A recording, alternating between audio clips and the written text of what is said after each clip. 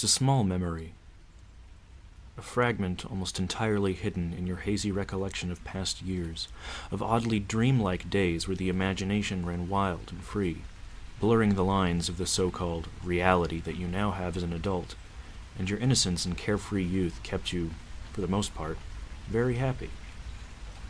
You were young in first grade. Late at night you stumbled from the bathroom and, bleary-eyed, walked through the familiar dark of your room that still scared you quite often. You were too tired to be afraid, so you didn't rush as you normally did into the sheets.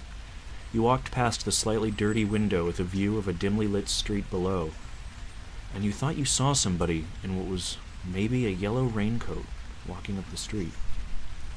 This began to happen often.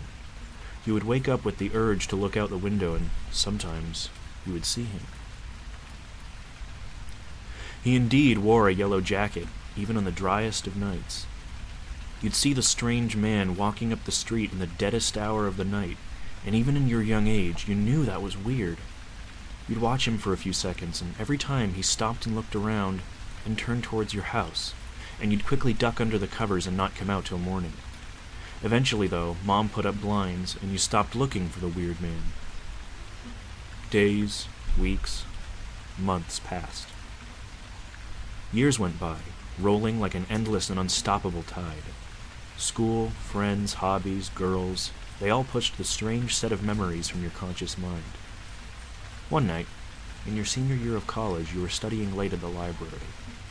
When you finally packed it in, you headed out and started to walk home to your apartment a few blocks down since gas is expensive. On a drearily lit street, you got the creepy feeling that someone was watching you. A few times you turned around, but nobody was behind you.